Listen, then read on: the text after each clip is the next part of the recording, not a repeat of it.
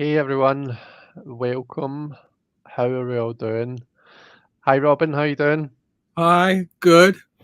Thanks for inviting me today. I was thinking, gee, I miss the good old days before your channel started when you used to come on my channel and we would do tag team tarot. That That's was so right. much fun for me because we'd do readings and I wasn't very sure of myself. So I'd do a reading and then you'd chime in what you saw in my cards, and people in the chat would do that. And I thought that was a fun learning experience for more than just me. But I miss those days. I have to see if I Yeah, need to come back and do it again sometime. the good old days. I know we should have a comeback, as it were. Um, oh, what have you got there, Robin? These are not my breasts. I've been cranking out these pumpkin hats. It's Halloween coming up and everything. But Very it's nice. it's warm in the city today, so I don't think I'll wear them. But Is anyway, it? Oh, it's absolutely freezing in Glasgow today. My hands are cold, so they are. So I've been wearing this hoodie all day. And I've spent pretty much the whole day with like a hot drink in my hand. Um, Pretty chilly today, but I'm you curious to can. know after you say hello, since we're almost at Halloween in the past week or so, or are there any annual Halloween movies or things that you like to watch each season or that you watched this week? Definitely, definitely. I was actually just messaging my friend about that earlier. Um, I'll say a quick hi to the people that are in chat because there's only a few here. But the people that are here, let us know how you're doing. Let us know what you've got to drink, and let us know what your favourite Halloweeny movies are. So hi Marita, how you doing? We've got Red Wing, hi there. We've got Ramon from Moon Scarab, hi Ramon. And we've got Kathy from Portashell Moon. So, hey to all you guys, it's lovely to see you. Hope everybody's doing okay. I am drinking a cup of decaf coffee because Robin, I never told you this. I'm working overtime tomorrow. So I'm going to try and get up at the crack of dawn and do my. I've said I'll do 5 hours, so I'm going to try and get up really early and do my 5 hours in the morning and get out of the way. Um, so yeah, I've got decaf coffee because if I have caffeinated coffee, I'll be up all night. And I've got white chocolate and oat milk in it. Have you got anything to drink? Some seltzer. I was just eating some Oh, chocolate cake and it was like so sweet. I needed something really bland to go with it. oh, nice, very nice.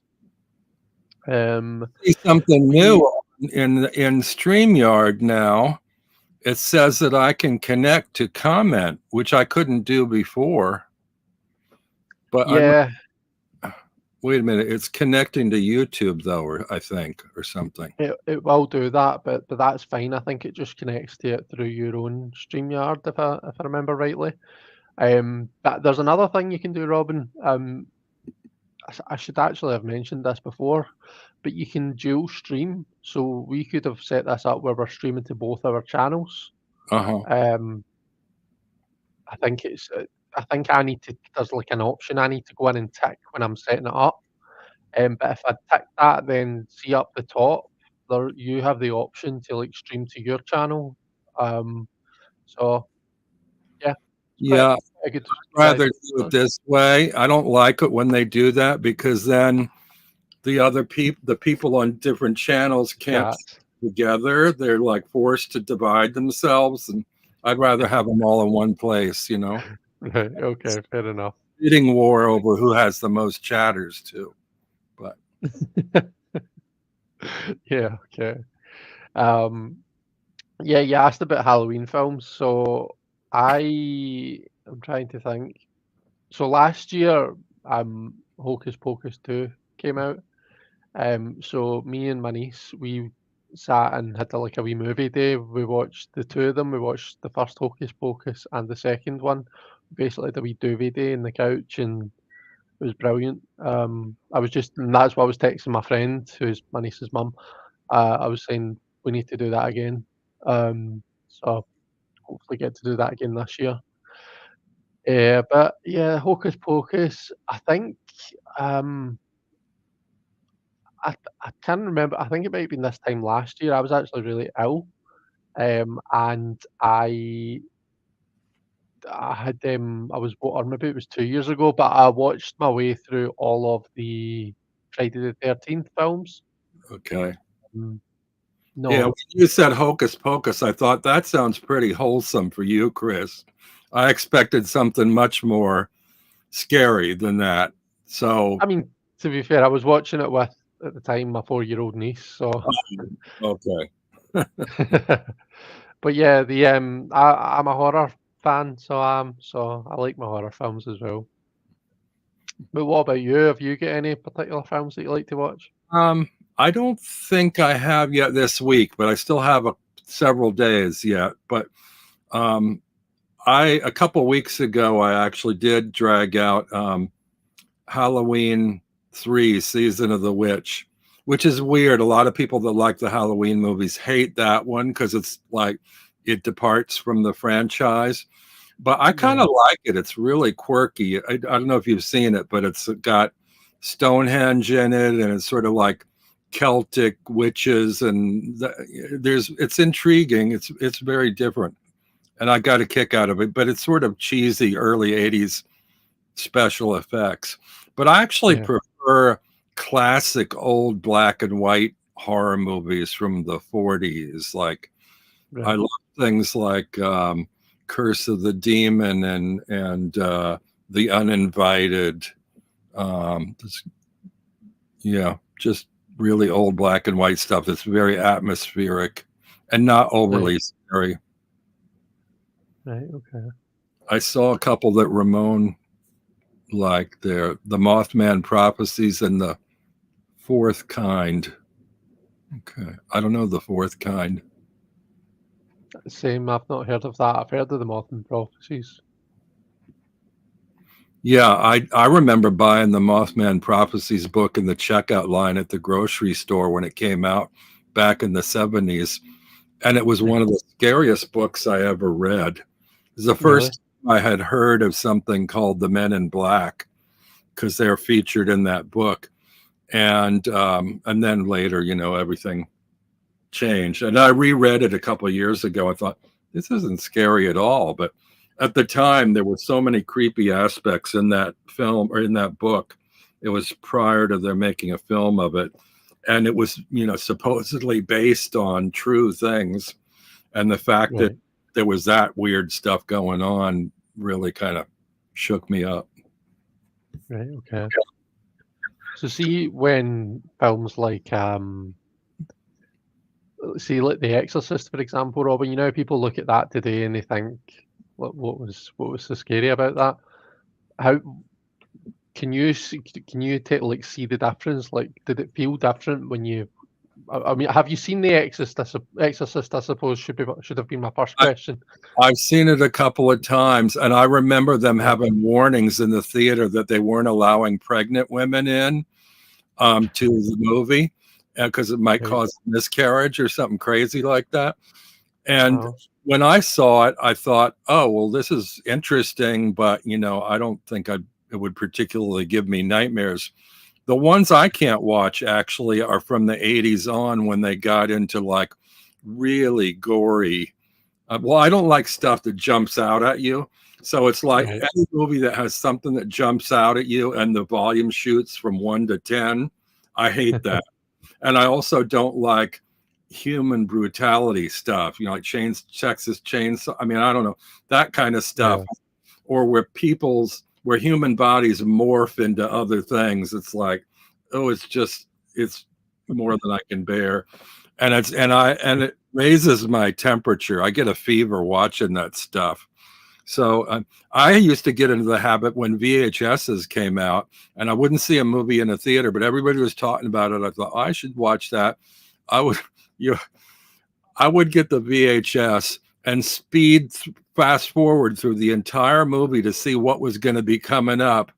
and it's so fast motion with no sound, and that would make it easier for me to watch, rewind and watch in regular time, which sounds Yeah. crazy, but it wasn't as scary or as bad for me to watch. So would that not spoil the film for you? Like, with these films, usually there's a twist at the end. No, I don't. Well, you couldn't always tell. Even if you saw it, you couldn't hear it, and it was faster, so you couldn't really Right. tell what the twist was. But Right. That's not so bad. and that doesn't bother me anyway. Even if I knew the plot start to finish, it actually would ease my mind rather than ruin the film for me. Right. Okay. But I was going to say, Sandra, a week or two ago, was talking about how she wanted to start going. She made a reading list of Gothic horror books that she hadn't read that she wanted to try and plow through. And I'm not a very fast reader, but every year I drag out a volume of H.P. Lovecraft stories and try to wade through a few more of them. And then this year, I think one of the books on her list was Shirley Jackson's The Haunting of Hill House. And I've read other by her, but I never read that book. So I decided to read that now. So I'm reading that. Right. Okay. Is that what the series is based on? Oh, I haven't seen the series, but I saw both movies, the original one and the remake. Right. Okay. You seen those movies? No. I've not seen the film. I've seen the series. Is it Netflix that it's on? I'll keep wanting to say the Netflix. I think it is. But they're really, really good. Haunting of Hill House and Bly Manor as well, I think. Yeah, really, really good. But yeah, what was I going to say? You'd say I'm the same as you in terms of reading. I'm quite a slow reader as well. But what do you do? You like audiobooks? Not really. Well, I shouldn't say that. I haven't really experienced them.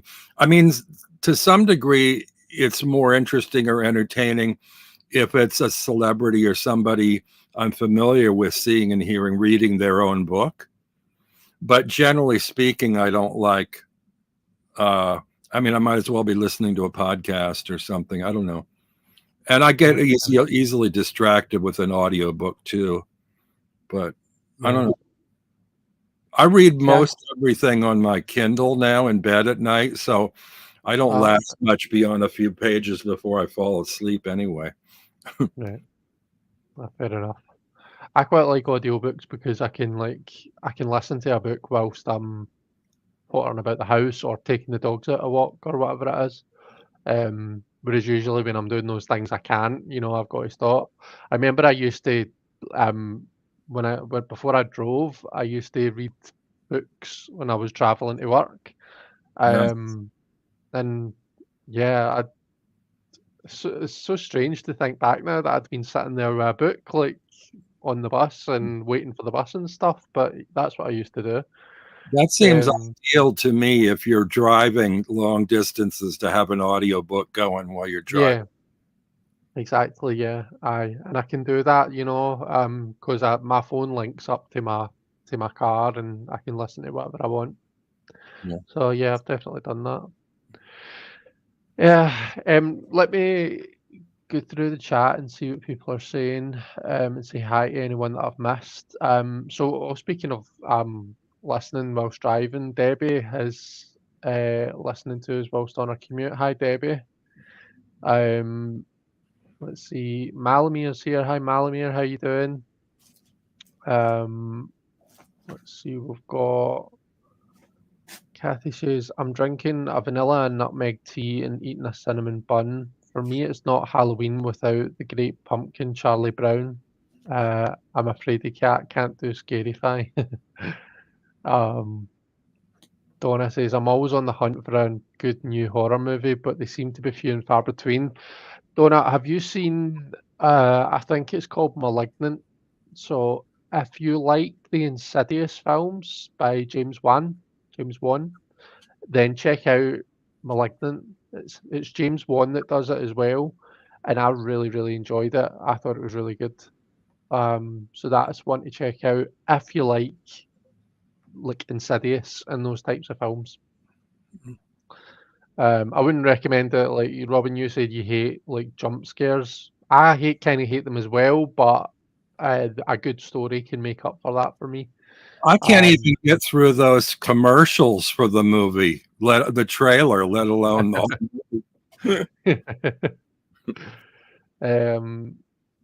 Let's see.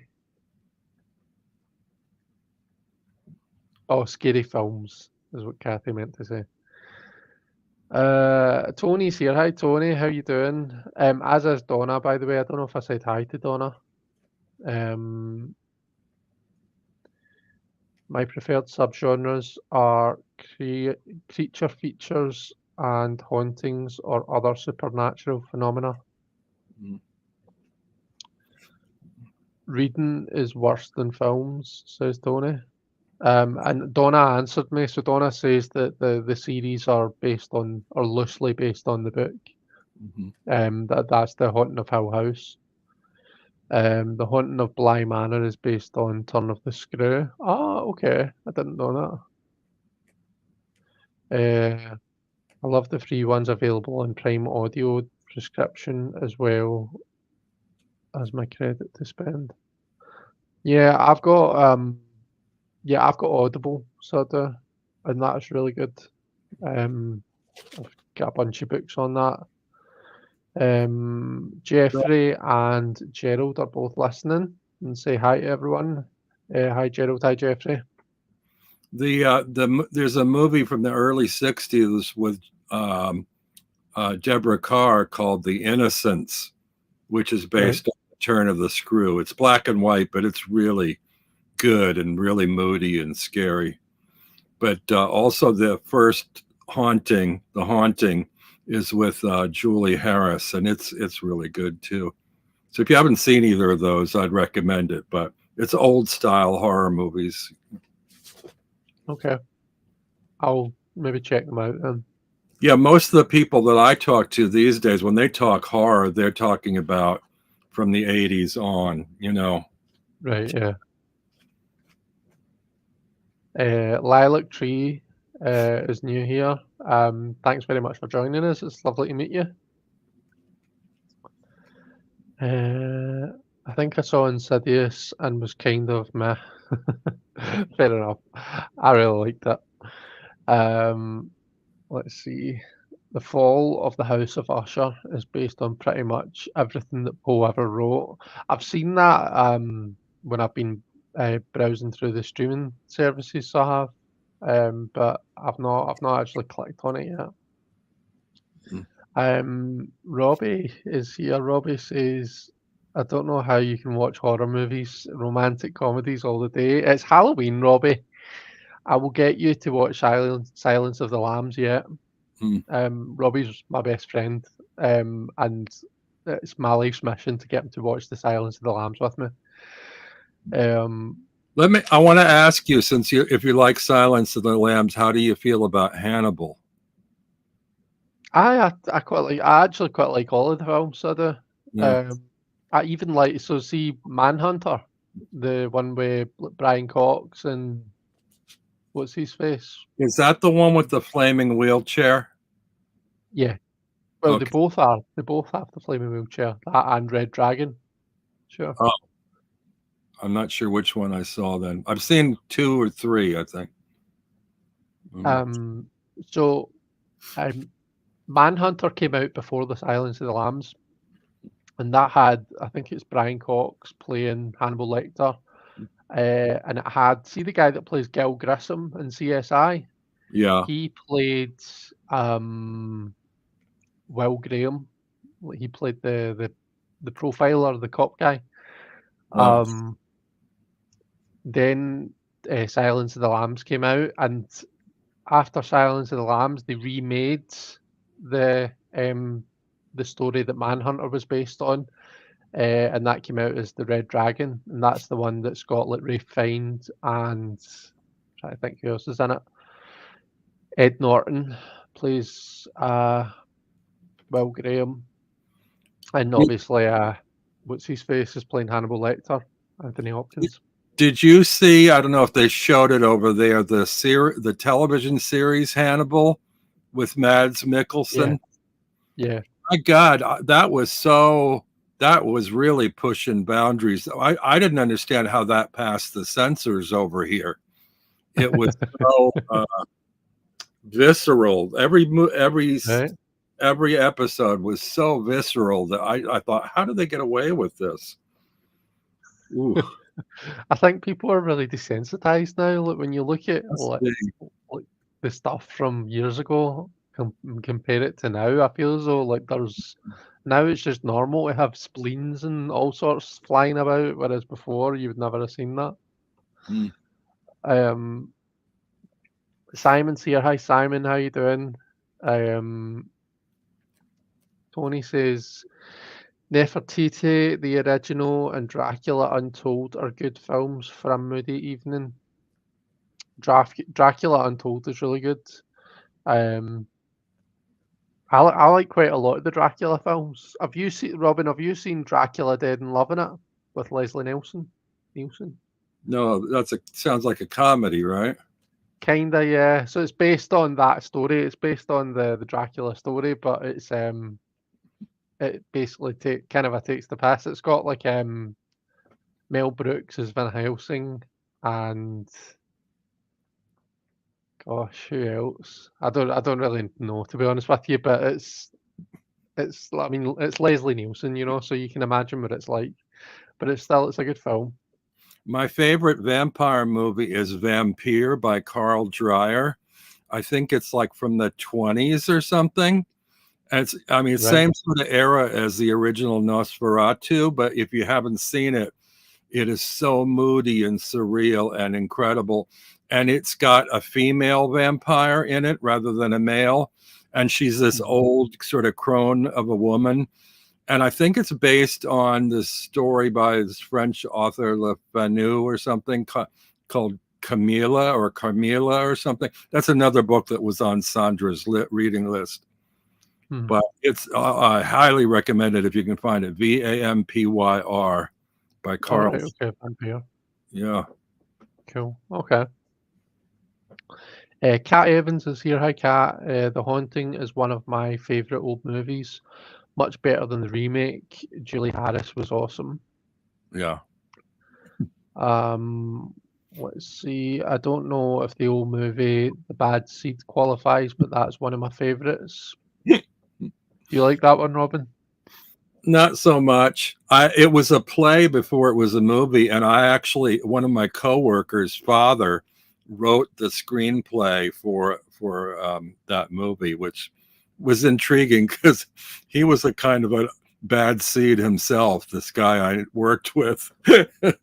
So I don't know if that was the inspiration for his father's play, but Robbie says your birthday's coming up, so I suppose I may gift you the joy of my company during Silence of the Lambs. Well, that would be a nice birthday present, Robbie. You don't even have to get me anything else. Let's see. Tony's saying that was a tame series, Robin. I'm taking it she's talking about Hannibal.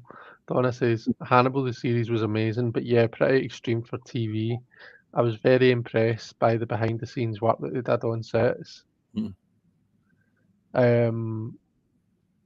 Favorite horror comedies, a tricky balance, but there are some great ones. Let's see. Okay. Well, shall we press on with why we're here? So, Robin had messaged me and sent me a link to a video and says this looks like something that'd be really fun to do. You should do it in a live, and I said to Robin, well, do you want to come live with me and we can do it together? So here we are.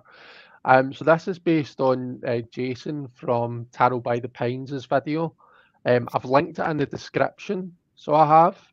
I'm going to kind of explain the rules, how it works.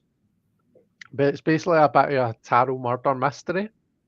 Now, I have to be totally honest. When I first saw Jason's video pop up on the screen, or when it came up in my notifications, I I misjudged it because it's entitled like "Did I Find the Killer?"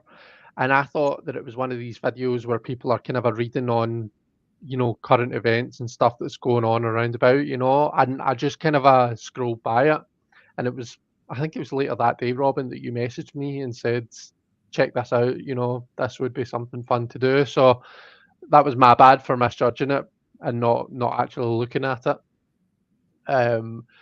So yeah, it's a bit of a murder mystery, and I've watched Jason's video. If anyone else has watched it, it does look pretty fun. So yeah, we thought it would be fun to try.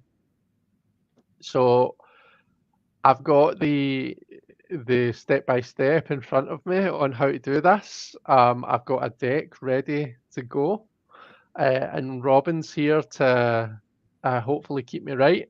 I don't know what I'm here for, actually, moral support, because I don't know if I'm going to be much help, but I'll chime in I'm from sure the you will. peanut gallery. Just shove me into the corner.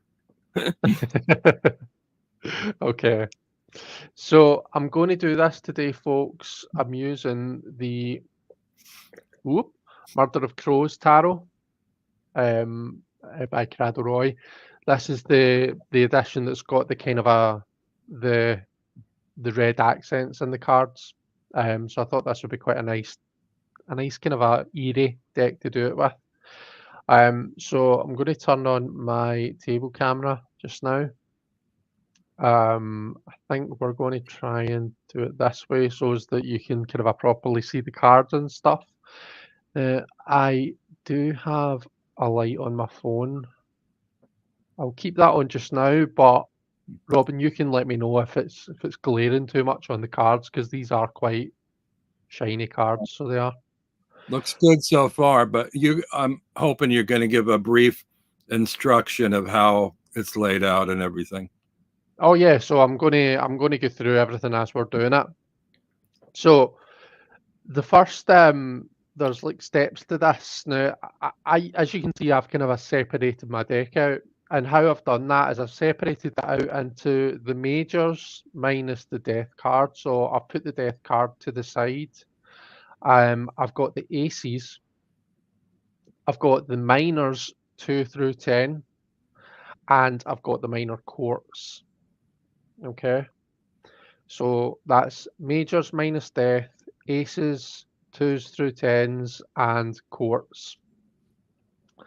And I think probably the best way to do this is just to do it. I'll explain what we're doing step by step, but I don't want to fall into a trap of like just reading out all the instructions because I think that'd be quite boring. I think it'll be more entertaining just to watch. So shuffle and turn over the top major arcana card to determine who has been killed. So this is the first step. I take my majors and we're going to find out who the victim is. Okay. So I'm going to shuffle these now. Kind of cheated a wee bit. I was cheating a wee bit whilst before we went live because I was saying to Robin, not all of the majors have characters in them. Some of them, like, I don't know, the Tower and Judgment and the Wheel of Fortune, like, some of them aren't really character cards and wouldn't really make a very good murder victim. So I've taken those ones out and I'm keeping it to just the ones with characters. But when we kind of come to the last step, I'll introduce those other cards back into the deck. Okay, so I've given these a good shuffle. I'm going to shift these to the side for now. And we're going to turn over the top card. Oh, we've got the Empress. This was the same card that Jason got when he did it. Mm-hmm. So we have the Empress card. So the Empress is our victim in our murder mystery. So now it's our job to go through the steps and to interrogate. We find out who it is we basically find out who it is that's killed the Empress. So the next step, We shuffle and turn over the top ace card to determine the manner of killing. Okay. So I've got my 4 ace cards here. I'll sit and shuffle these now. If we get the ace of wands, it means that the Empress has been shot. If we get the ace of swords, it means stabbed. Yep. If we get the ace of cups, Poison. Poison. Yep. And pentacles was hit over the head with a heavy or blunt object. Yeah. Okay. All right. So we've got the ace of cups.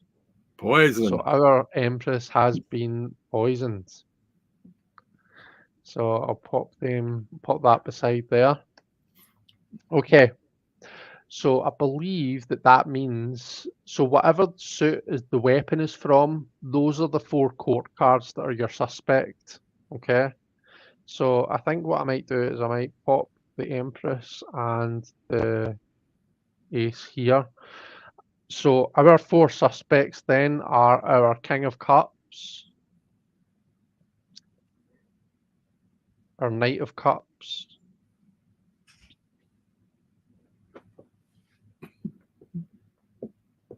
sorry, that was a page, the Knight, and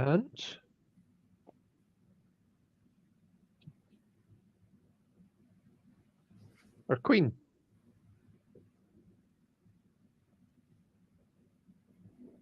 Okay. So here are our suspects. Now we need to interrogate them. And I believe that we do that using this is where the 2s through 10s come in. Okay. So turn over a minor arcana for each suspect to see if you can determine a motive. Do this more than once until you're confident that you're confident in who you suspect. So this is where the fun comes in. This is where the meat of the game comes in. So let me give these a wee shuffle.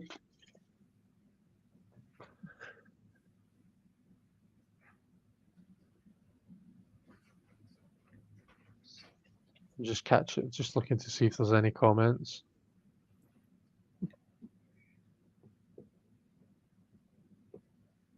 Donna says it looks like she has a head wound and defensive wounds. Poison. Yeah, Giselle and I did this a while back. It's so much fun. We should all play along.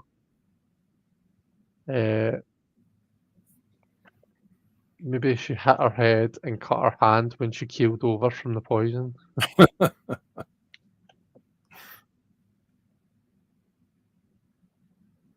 Okay. Right. Shall we kick off then? So, our first suspect that we're interrogating is the Page of Cups. And the first card we get is the 10 of Cups. Okay. So that's quite that would suggest that the relationship the Page of Cups has with the Empress is, quite there's nothing dark there. It's quite their family. Maybe the Empress is the Page's mother, Well, on the other hand, you said 10 cups. That sounds to me like somebody who's over the top emotionally, too. All 10 cups, all emotional cups, possibly. Could be. Could well be, yeah. What about our Knight? Our Knight has the 6 of Wands. Okay, so there's maybe a bit of ego in the Knight. Maybe, if the Knight is the killer, then maybe they felt that what they were doing, they were kind of doing it for the glory of it. They were doing it for, for some sort of achievement. I don't know. Our Queen. Oh, the Queen's got the 7 of Swords. Okay, so that, I mean, that's definitely, there's something dodgy going on. There's something underhand there. And then the king has got the 6 of coins. So maybe the king is the empress's husband and he's inherited her money, which could in and of itself be a motive. Okay, so what are you thinking so far, Robin? Who's your I think prime suspect? I think it's too early to say, but I want to say with that king and this, you 6 of coins, you said, right? Yep. It could be that he gambled the family money and has to like cover his debts or cover, or maybe she's the one in the family that had the money and he took her money to pay off his debts or something and had to sort of, I don't know, settle up by doing her in before she found out. I don't know. Yeah. Because that's the charity card, like with the money, right? The sort of give and Yeah. take. Yeah, So that's it's right. like there's almost a notion that, yeah, he got the money, but it wasn't for himself. It was for other people. So why would a king do that? He decided to fritter away the family finances on charity.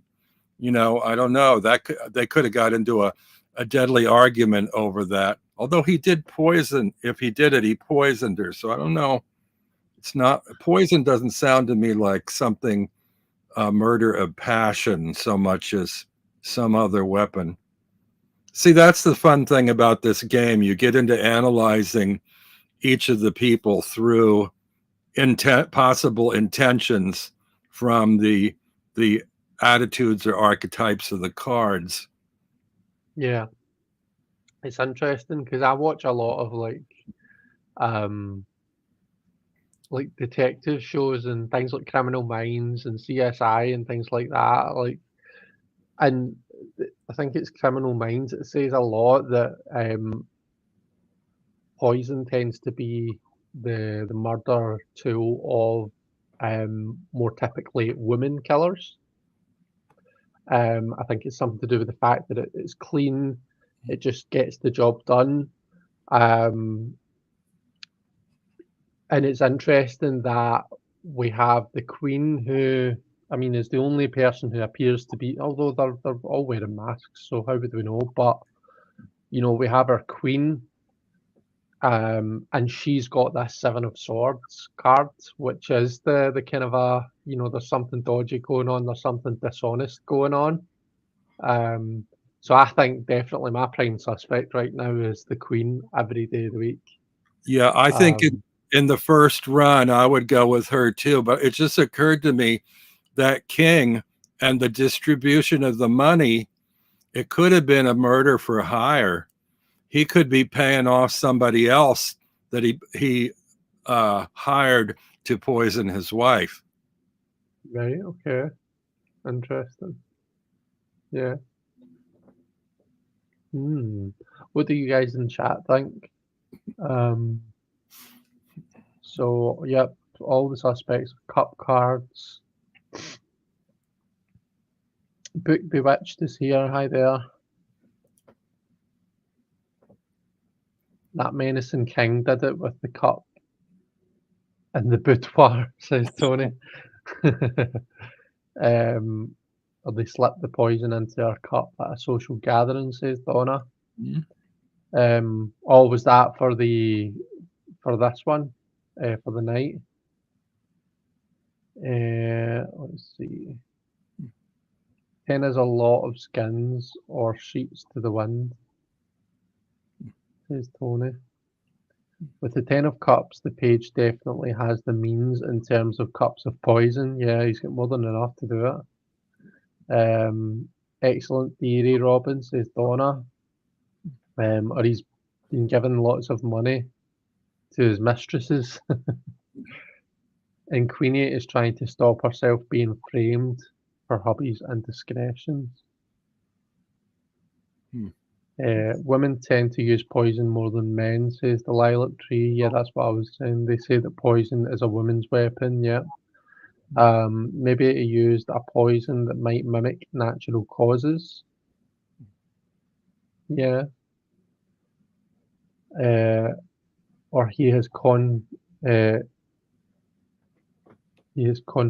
contracted something from playing away. Or he's contracted something from playing away, as in he's been getting some action on the side and now he needs to put cream in his wee man type thing. Is that what you're getting at, Tony? Okay. Right. So that was round one. That was interesting. I've definitely got my prime suspect. Round two. Okay, so back to the page. We've got the 9 of cups. Okay, so the page is definitely getting lots of these high cup cards, isn't it? So first they got the 10, now it's the 9, and that's obviously been really quite random because it's not as if it's like one card after the other. So yeah, I'm either what you say, is that, and it's like all of this kind of like very emotional, and the Page of Cups is kind of quite an emotional character, isn't it? Or we're getting all of these kind of a more positive cup cards because the relationship between the Page and the Empress was a very positive one, and there's really nothing dark to see here, type thing.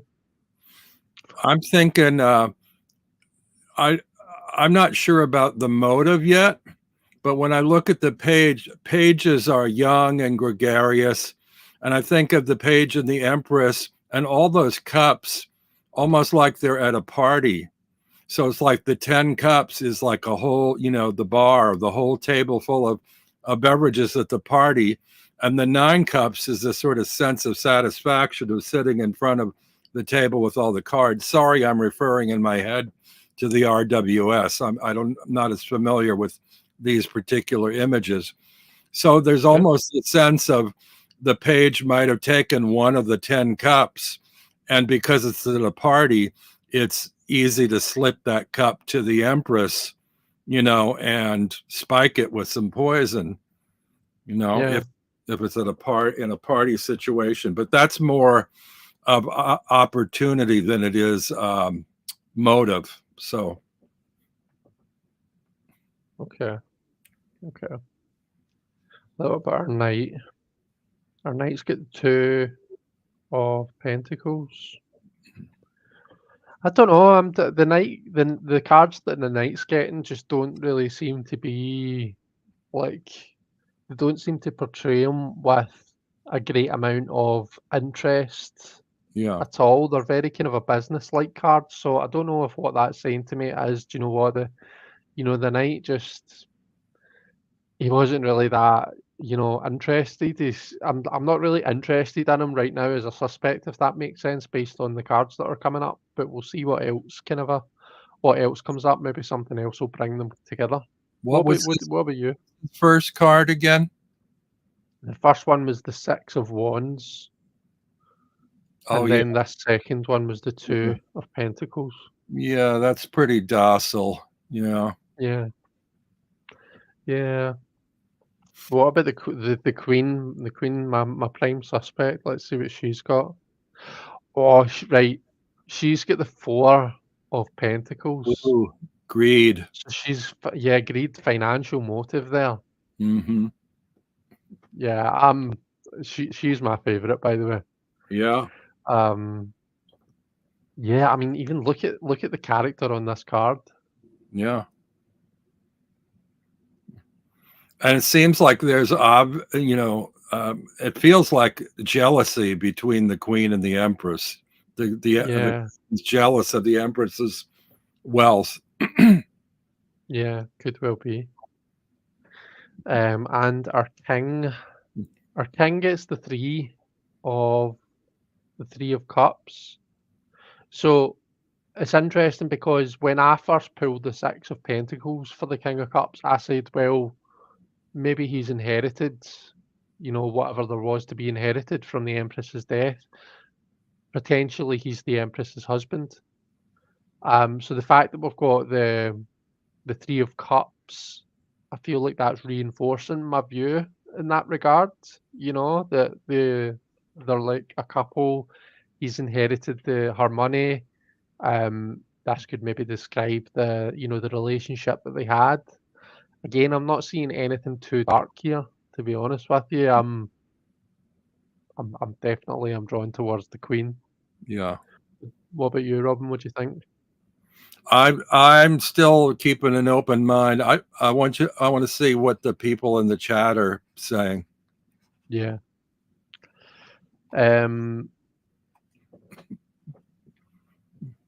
Donna says his mother threatened to cut him out of the will if he didn't clean up his act and give up his floozy, and said floozy did it before the will could be changed. Some give and take. Lilac Tree says, coincidentally, I just watched The Mirror Cracked last night, and the murder weapon was poison in the drink at a social gathering. That's quite interesting. Grandmother figure to the page, says Tony. Yeah, could be.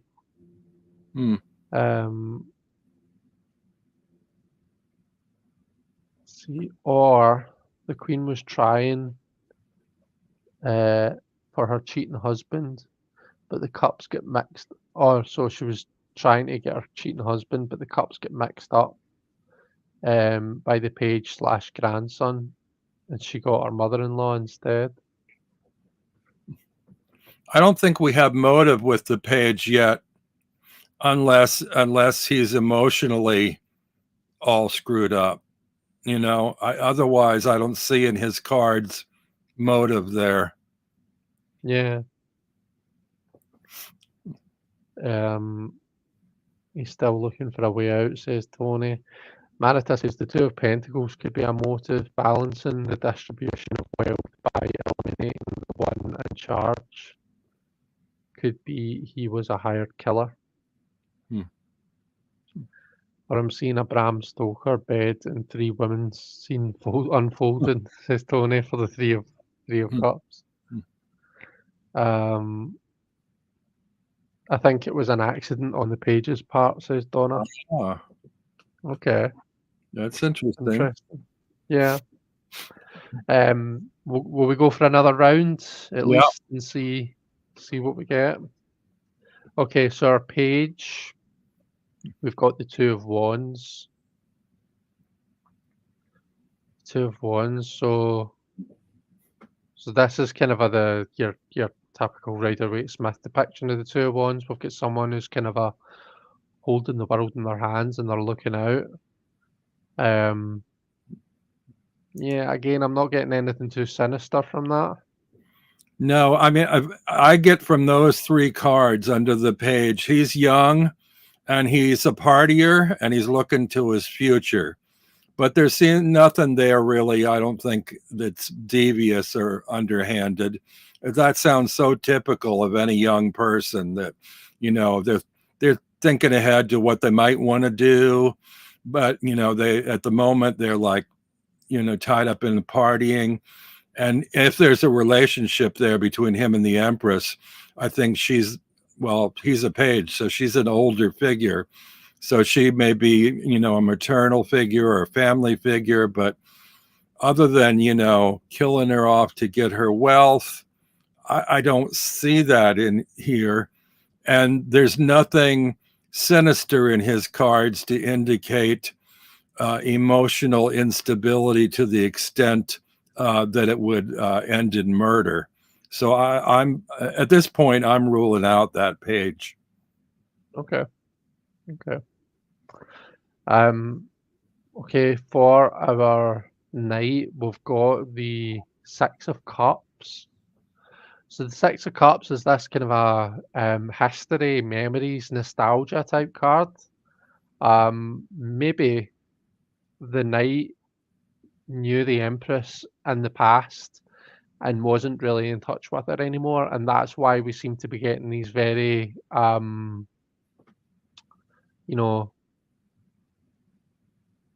like just not non-interesting cards really. Previously, I don't know. Yeah. Let's see what we've got for our queen, my favourite. Okay, we've got the 8 of Cups for the queen. So, I mean, the 8 of Cups as this kind of this setting yourself free, this walking away from something. The image that we have here does portray this kind of it does look like a bit of a fight, to be honest. It looks like the crows are all fighting with each other. Yeah.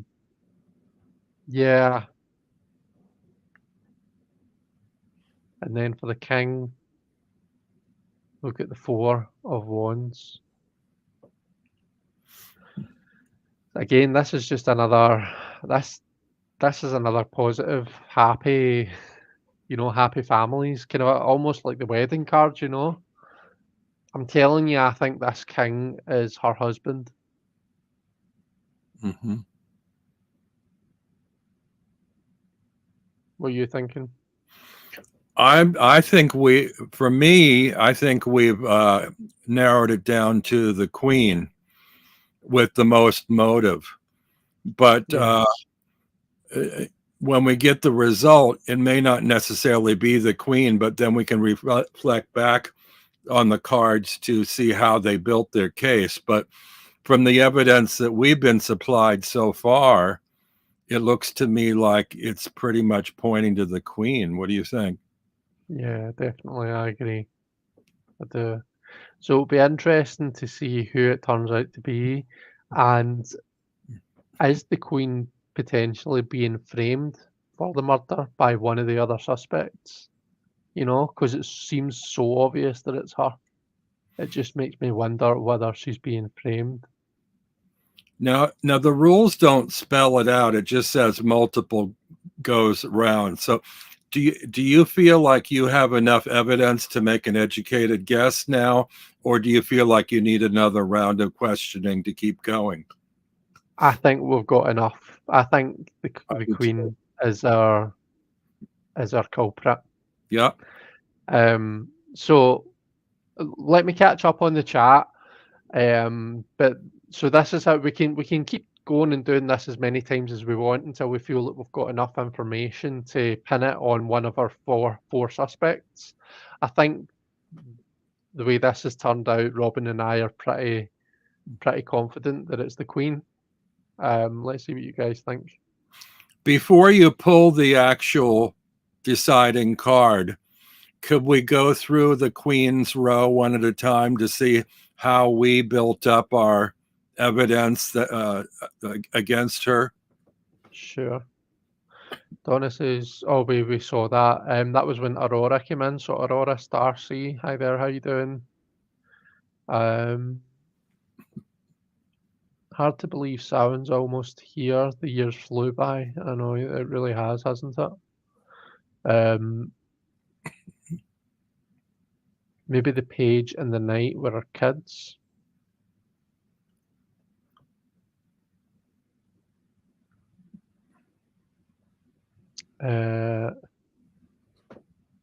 Yeah, the knight could be an older son or a younger brother of the king, says Donna.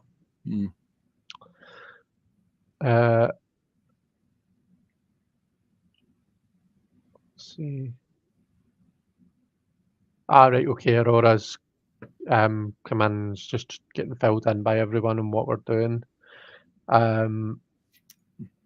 Yeah, so Tony's now saying shuffle in the death card, let's see who it was. Okay. So everyone have in your mind who you think it is. So what we do now, if I can find them. Oh, here we go. We put the death cards and I'm putting the rest of my major arcana cards back in. So I've got the complete set of majors minus the Empress. We give these a right good shuffle. And then we lay them one by one. We lay the majors out. And whatever one the death card lands on, that is our confirmed killer. Right. So I just want to make sure that I give these a really good shuffle.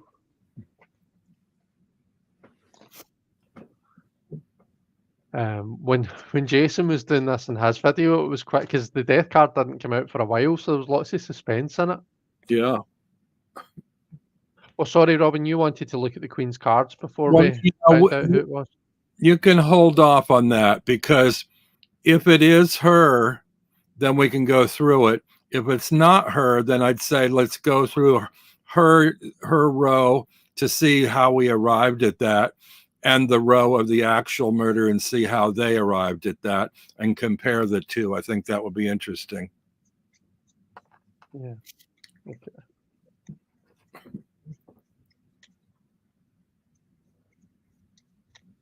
Okay. I'm all shuffled up. So here goes. Is it our page? No. Not yet. Temperance. I think I'll just shove these on top there. Yeah. Is it? In fact, no. Do you know what I'll do? I'll still have them here, but I'm just going to shift these cards down to the bottom for now. Okay. So we've got our 4 suspects, and I'll just lay these here.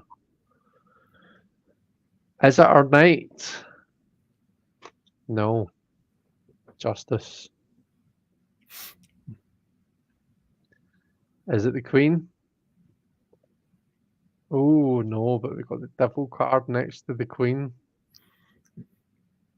So if it's not her, I'm telling you, someone's really trying to make out that it's her. Is it the King? No. The Hanged Man.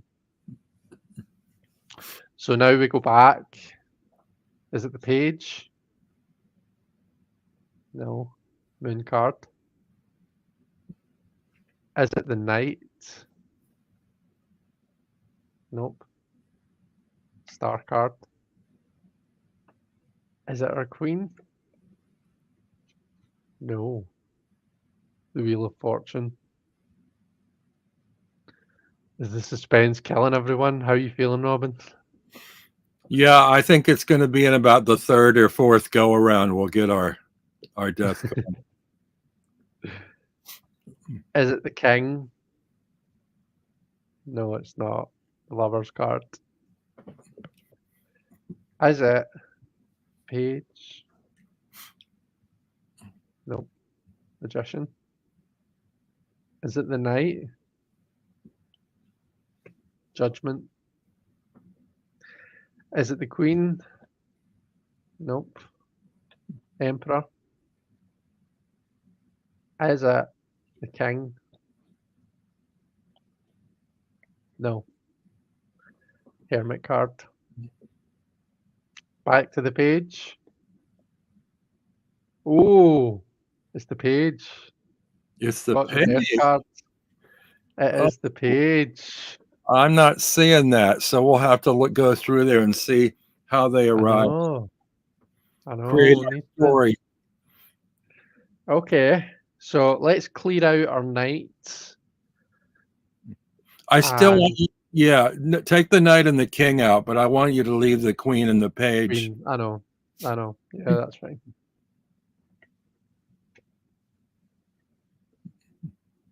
Okay, and I'll take away the majors because they don't really mean anything.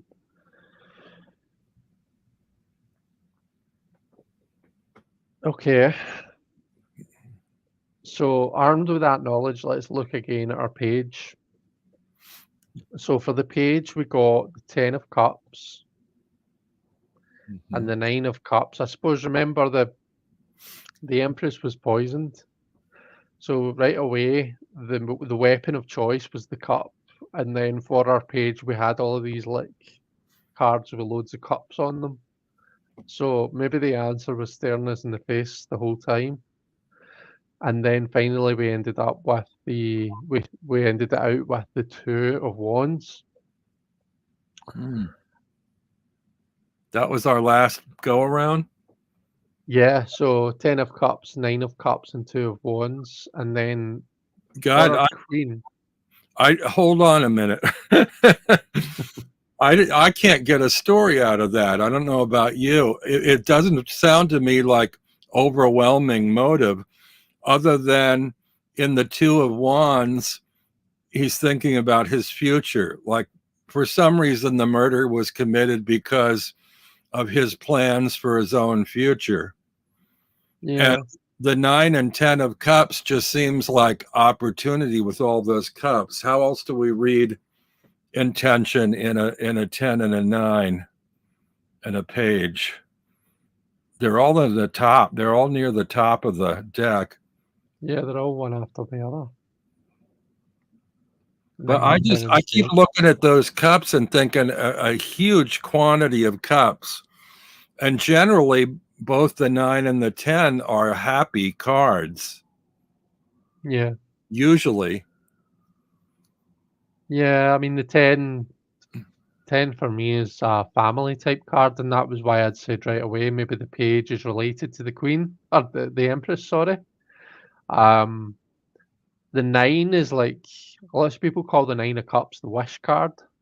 So when the 9 of cups comes up, you know your wish is going to come true. Do you think we could be misreading cups as happy emotions, but they might be some other kind of emotions? That's the only thing I can think of. It's either it was sort of like an accident, or it doesn't sound like there was a lot of intent on his part to poison the Empress in order to forward his position. But there's the possibility with all those cups that he is actually, you know, multiple personality or a schizophrenic, or there's some other abundance of feelings, mental issues there that contributed towards him killing her. I don't know. Like a breakdown? I don't know. Yeah, there is the high cup cards. There's definitely lots of emotion. So maybe just things got pretty tense. Maybe just emotions got high. You know, tensions got high, and something happened in the heat of the moment. And then when like see looking at the two of wands, we see this person who's like got blood all down them. Mm. So like it's like, you know, tensions got high, stuff happened in the heat of the moment, and then this person's kind of just standing with blood all, you know, blood all over them. They're kind of looking out and they're reflecting a bit on what's happened. So I don't know if it was actually the page's intention. I don't know if they went into it with the mindset of they were going to do this. I think it's Yeah. maybe something that's happened in the heat of the moment. Yeah. Like, so it's like passion, although passion we usually think of wands, but still passion in terms of all that emotion. Yeah.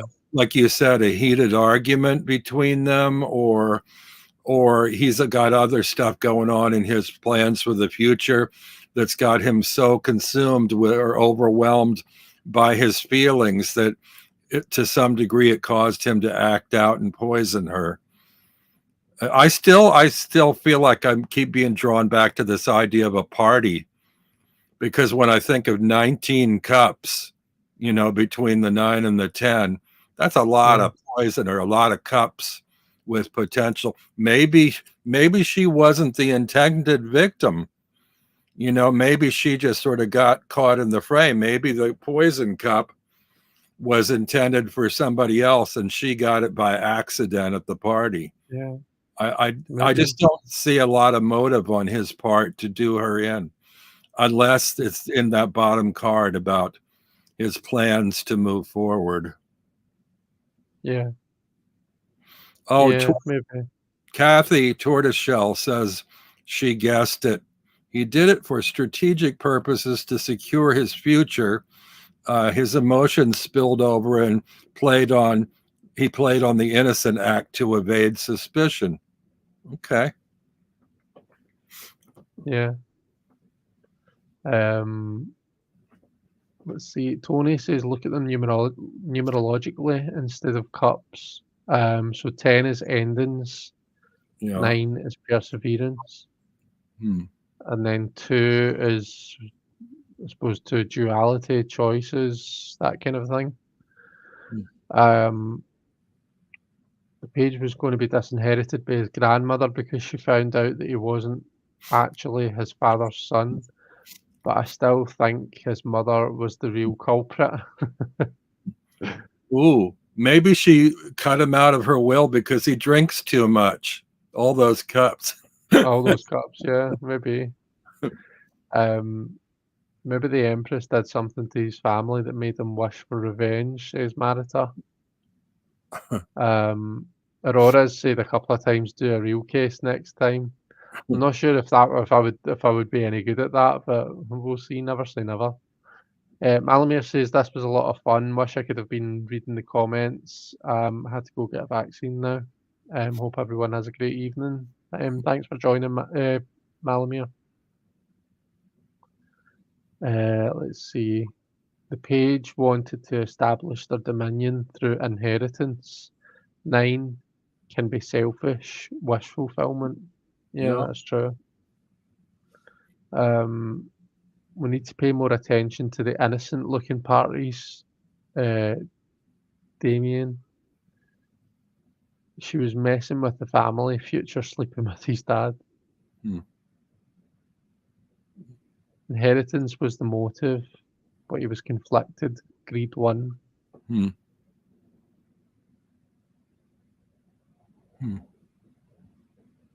Donna said here, so this must have been before I actually pulled the death card for the page. If the page did it, it was accidental or he was the motive. You know something else? I don't have an answer to this, but we haven't looked very much at the nature of the Empress. You know, why would one single out the Empress to murder? What is it about the character, the Empress, that maybe goes with the murder? We haven't really looked at what the qualities of an Empress are. That, I mean, I guess one might say comfort, luxury, but again, she's nurturing. Maybe she didn't nurture him enough. Maybe she withheld. I don't know. Maybe she was a bit overbearing. Could be. Yeah. Yeah, maybe she overwhelmed him with emotion. All those cups. Maybe she spoiled him. Maybe she spoiled him absolutely rotten. You know, we all see it, you know, every now and then. You know, you see kids who think that the world owes them, you know, the world owes them something. And it's the way that, you know, the way they've been brought up to think that they're the most special thing in the world and the world revolves around them. It's this kind of an over nurturing thing. It's this like not knowing when to stop and, you know, like, right, it's time to stop that now. It's time to discipline, you know, it's not having that. It's just constantly nurturing, nurturing, nurturing and loving them and loving them. And even when they're being the most horrible wee person in the world, you know, maybe that's why we got the wish card, because it's all about that selfishness. It's all about what the page wants. Look at what Kathy said there near the bottom. Maybe the Empress was a cougar, and he fell in love with her and thought his future was set, but found out it was all just a fling to the Empress. Oh dear. There's motive there.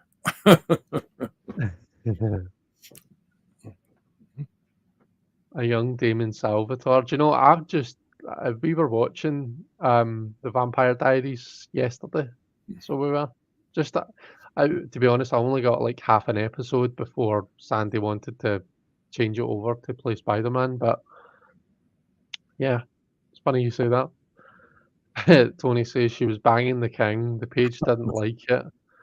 Or she was cutting the entire family out of inheritance and the page just didn't want to work. Yeah. Okay. Interesting.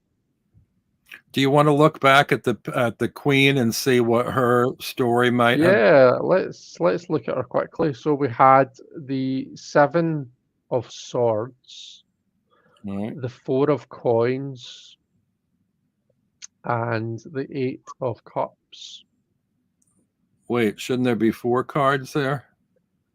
Or do we only do 3. Oh, okay. We only did 3 for each one. Okay.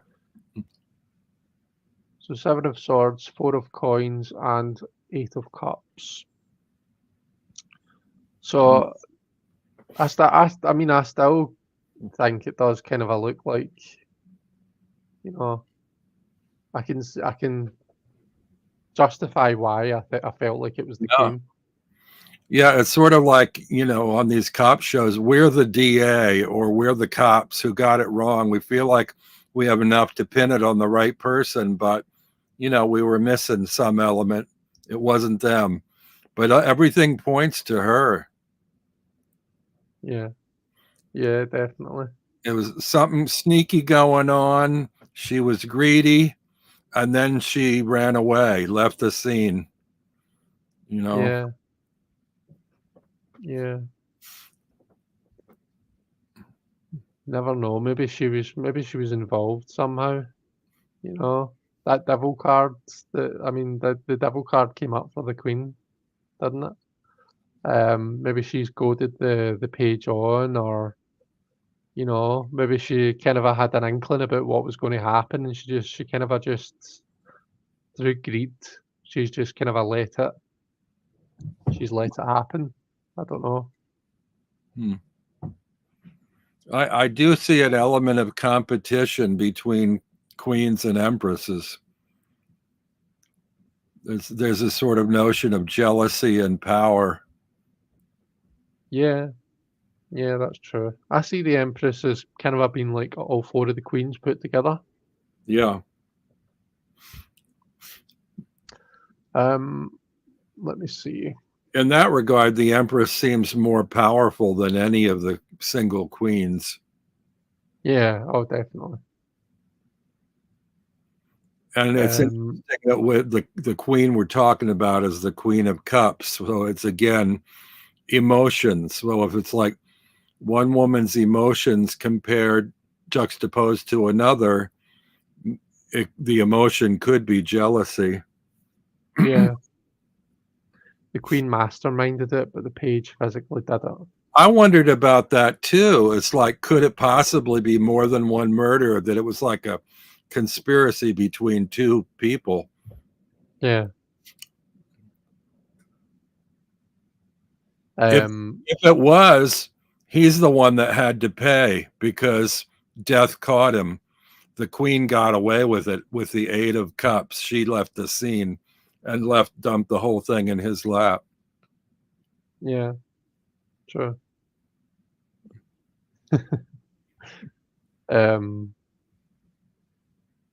Marida says the page was the Queen's spy, and he learned the Empress was going to depose the Queen. Okay. Interesting. Well, Robin, I don't know about you, but I really enjoyed that. I thought that was a good bit of fun, and we got to kind of read some cards in some interesting ways as well. Yeah, I think it's awkward because it's a lot of cards to deal with, but the fun thing about it is storytelling and relating cards to other cards, the relationships between cards. So, and that's always educational, I think. Yeah, true. That is. Have you got anything coming up on your channel, Robin, that you want to share with everyone? I can't think of anything. I started teaching tarot to a couple of friends, and I actually did a reading in a Zoom room last night for an acquaintance, and that went really well. So I'm kind of building on my confidence and competence, and I'm looking forward to more readings. So I don't have anything planned on the channel at the moment, but anybody who's interested and wants to reach out to me, if you're willing to come into a Zoom room with me, it's not public or anything. It's just us privately, but I'll be happy to read for you if you're willing to let me practice my reading. So I'll just extend that invitation to anybody out there to get in touch that wants to be read to. Brilliant. And 4, I should say. That's What really about- good. I've got, so it's my birthday coming up, and I know that I have asked for like a couple of decks, so I imagine I'm probably going to have a wee birthday haul video coming out, just to show what decks I've got. I've also got so Simon just did a video of it, like a kind of a flip through Malamir's new deck, the Cat Aura Tarot. So I just got my prototype through of that, and I'm going to do. So I think I'm going to do like a detailed kind of a review video of it. We'll see. But yeah, those are a couple of things that I've got coming up that people can watch out for. But yeah, just thinking I might pull a card for everyone, Robin, before we finish up, if that's okay. Yeah. Oh gosh, it's 10:20. I didn't realise the last half an hour's flew in really fast.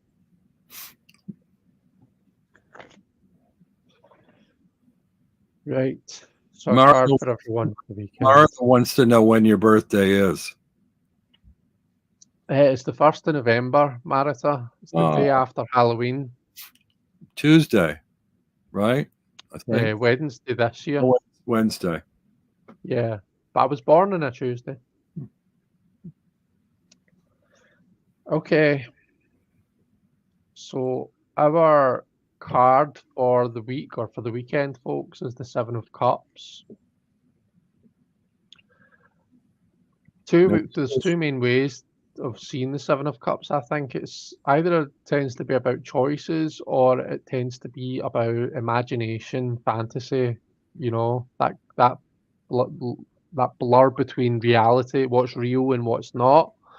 This definitely to me feels more about that kind of a that illusion type thing. And given that there's this like eerie character and in the background that seems to be speaking to our person here. What this makes me think of is, just remember that everyone's got their own version of the truth. Everyone's got their own kind of a, version of the story. The only way to really find the true truth is to actually experience it for yourself. So just be wary of what other people, what tales other people are spinning, because there will almost always be a bit of a, take it with a pinch of salt, because there will almost always be something in there that's subjective, or that's more to do with their experience of the whole thing than what's actually happening. So that's what this card makes me feel like. It makes me want to say, like, be careful, who you're listening to this weekend. Just kind of remember, like, to take things with a pinch of salt where necessary. What do you think about the 7 of Cups, Robin? I think it has to do with your birthday. Really? I think between now and Wednesday, you've got lots of choices and wishes and options. And since your birthday is the day before your next live, that we're going to find out on Thursday what you got for your birthday. What was in one of the cups or more of the cups. Yep. That's true. That is true. That's the Rider-Waite-Smith 7 of Cups here drawing on, isn't it? Yeah, I'm sorry. I always fall there because it's easy for me, and I should be paying more attention to the images on the cards. I sort of go to traditional meanings because I feel like I know the system best that way. And really, it's easier for me if I'm putting that layer of the images of the actual deck on the reading, if I have it close enough to completely see well. And I mean, I get a sense from this, but I'm not sure if I get an intuitive hit on this. Doesn't read to me like a 7 of Cups, actually, that image. Yeah, it's quite I suppose a lot of the cards in this deck are quite sinister. I suppose just because it's the nature of the deck. Well, this one to me almost looks more like a hierophant or something. It's like somebody or a high priestess, somebody asking somebody else to teach them or inform them or give them answers. It looks sort of like Yeah, a student and somebody knowledgeable, but the one who's knowledgeable is hooded in darkness. So there's some air of mystery about them. So yeah, it just doesn't feel quite the same way as, I guess if I read it as the Seven of Cups, it's more like I can't see what's in any of the cups. yeah, I guess. I think one of the other things that strikes me about this card is the shadows on the person's back. Yeah. So there's something going on behind them that he's not seeing because he's too kind of focused on this character, this person, this entity. Well, that's more of So a Four of Cups to me. It's sort of like something's being offered or going on behind him. And also, since we see bird images, that reminds me of the birds in the Lenormand deck. So it's like if you and birds are talking or there are messages going on, people are talking behind your back. yeah, So it's kind of like a combo between the Lenormand birds and the Four of Cups for me. It's a strange hodgepodge of a card that I can't quite get. I'd be curious as to what the guidebook said, even though I rarely refer to them. But it seems like this one's got some information it's trying to convey that's less than obvious with the usual archetype. let's see if we can have a look. Seven of Cups. So phantoms in doubt drift before you, and passage seems impossible. You feel ill-equipped and uneasy, but the shades who haunt your mind are powerless when you reveal your true self to them. Your guides in this realm have never truly left you. Their many gifts can be found within. They add their power to your own. They help you to perceive the many facets, real and potential. You need only make the right choice to overcome the present obstacle. And the keywords are illusionary fears, a choice of approach, personal revelation. I see the mystery in the non-passage, the figure in white's barring the way. Do you think when they talk about the guides that they're referring to these bird figures? I'm not sure. Those? Because they're all over his back, like it's part of the pattern.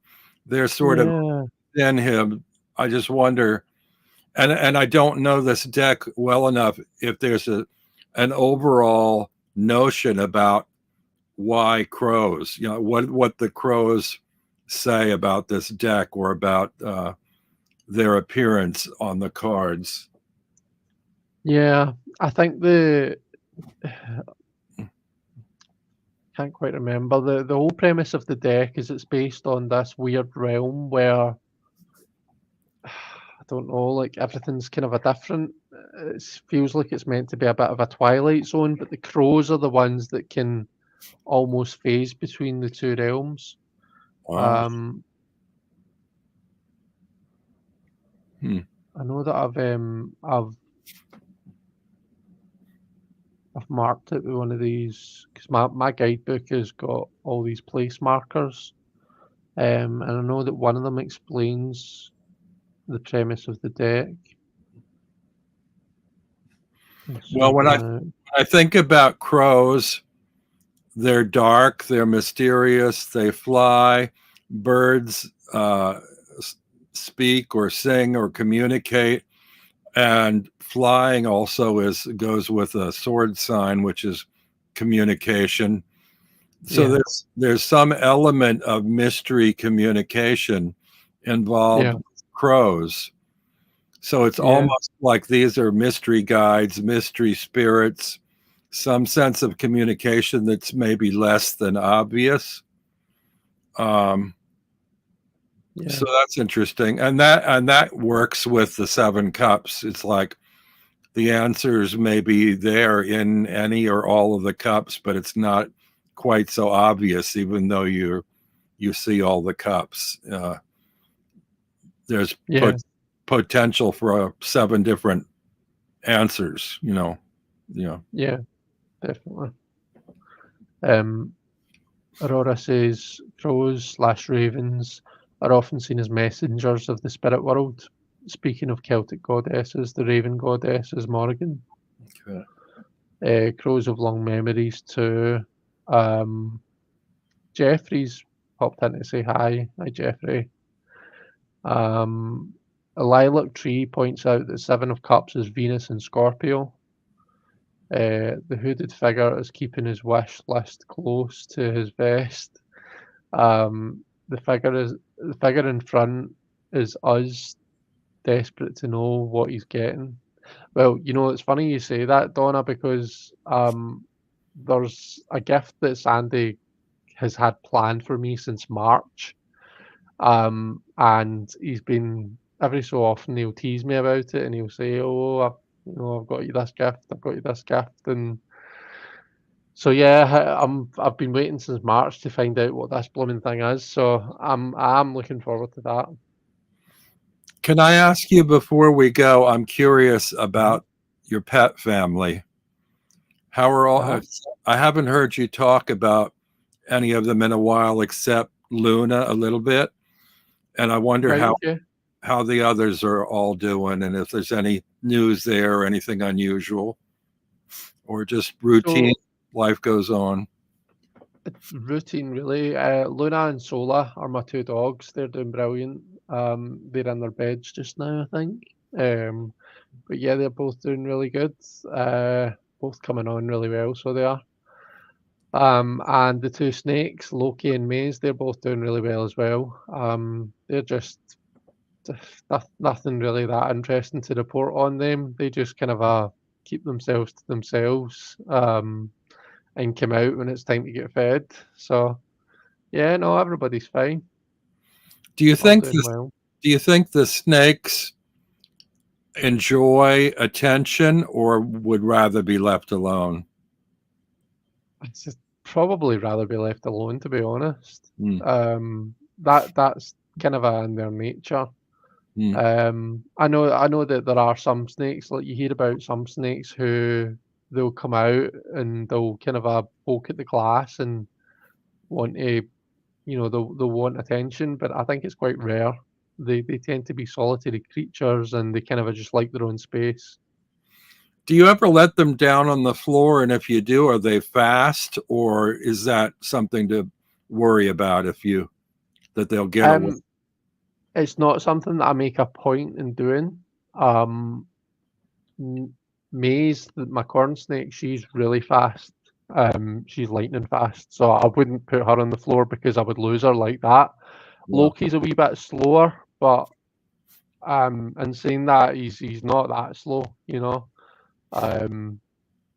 So yeah, no, it's not something that I tend to do. No.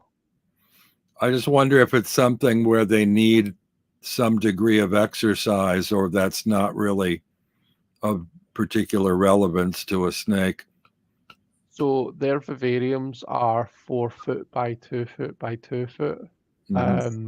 So they've got more than enough space, and there's enrichment and stuff in their vivariums that kind of keeps them occupied and keeps them stimulated and stuff. And they've got more than enough. Like Maze has got a big like a big bit of wood. It's like a big log thing that she can climb on top of and stuff. I did put it in Loki's tank, but he just hid from it and he didn't come out of his hide until I took it away. He didn't want it. He took umbrage to that being in there. But no, they do get they do get enough exercise. Well, I guess if they were out in the wild, the only reason they'd really be moving around is hunting for food, probably. Yeah, Yeah, exactly. And Loki's a nocturnal species like royal pythons. Maze is, I think they're more crepuscular, which is they kind of come out in the dusk and dawn. But yeah, they're both kind of like they sleep a lot. That's in their nature. Do you feed them according to that? Like, does the nocturnal one get fed at night and the other one get fed in the morning, or? So they both get fed at the same time. They both get fed kind of a late evening. Okay. So Maze is out and about and mainly in the evening actually. Did you Mainly in the say kind of they a were late evening. separate tanks or the same tank? Separate. Oh. Yeah, they're solitary. Would they fight if they were in together, do you think? I don't know, to be honest with you. I don't know if they would necessarily fight. But yeah, no, you're not supposed to keep them together. Like Yeah. neither of them are species that you would keep with other snakes. So Yeah. they're meant to be kept on their own. Yeah. But yeah, no, everyone's doing well anyway. Thank you for asking. What's the other dog? I don't think we hear. You've had that one longer, right? So we got Luna first. We got Luna last November, so almost a year ago we got Luna. And we got Sola a couple of months ago. Okay. But they're both sisters. How's that working out? Yeah, really good. Yeah. They're good. They get on really well together most of the time. They do. They kind of like they squabble when they fight sometimes, but I suppose it's just like any sisters, isn't it? Okay. And no, they're really is good. one younger than the other, and they're both female? No, so they're both from the same litter. They're both sisters from the same litter. Oh. Huh. Yeah. How did that come about that you didn't get them at the same time from the same litter? How did one come by later? I'm sorry, am I being too nosy? No, you're not being nosy. No, not at all. So I'll try and tell you a quick version. So we got Luna, and when we got Luna, they're both rescues, right? Yeah. We picked Luna out of the two of them. So there was the two of them, and we picked Luna, and we obviously had Luna for a good 8 months or something. And it was my friend Robbie actually who was on the chat earlier on. He said to us, "Would you ever get another dog?" And I said, "No, I don't think so." And then I said, "Well, actually," I says, "if Luna's sister hadn't been rescued yet or hadn't been rescued yet, then I might think about getting another dog. I might think about getting her. But other than that, I don't think I would get another one." And Sandy said, "Oh, I'll check and see." And he sent a wee message, and we found out that the other one hadn't been rescued yet. She was still with the with the rescue centre. So we rescued her.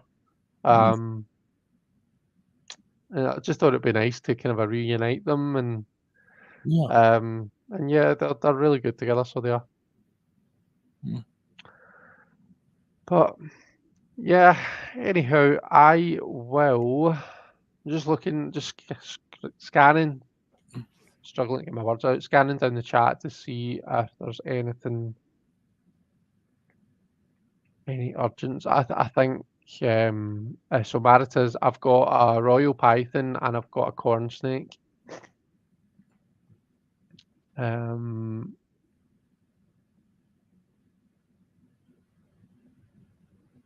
Let's see, snakes aren't social animals. Yeah, no, they tend not to be.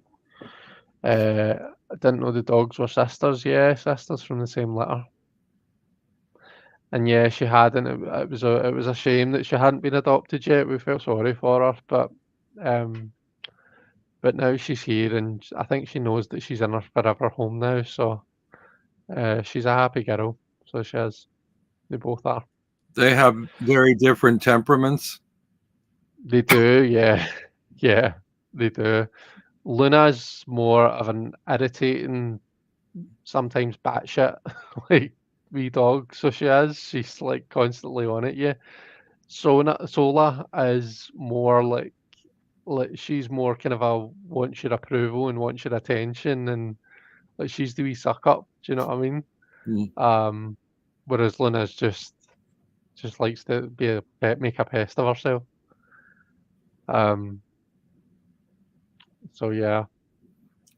So Very lucky dogs. did you name them, or were they already named? Because the names sound appropriate then. We named them. Their names before. So Sola's name before was Riva, which is fine, you know. I didn't really have any particular objections to that name, but because we had Luna, I thought Luna and Sola sounds nice together. Mm. And their colouring, like Luna's like kind of a black with a white chest, which is kind of a moon-like, and Sola is like, well, she's kind of a white and brown, so kind of a warmer, sunny colours. But Luna's name before we got her was Blackie, and I was like, we can't keep that name. There's no way we can be shouting that out in the park. Yeah. Do you know what I mean? Like that's not okay. Right. So, but just to be clear, like they were rescues from Spain.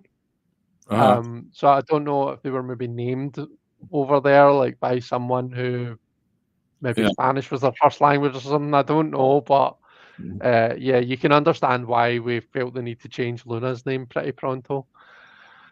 I thought maybe the names you gave them were in reference to tarot cards, because you know, the sun and the moon, which well, yeah, that was the inspiration. That was kind of the inspiration behind it. But that what I meant was that wasn't so much for me what they look like as their personalities, because you said Sola is sort of like this happy, loving, wants approval.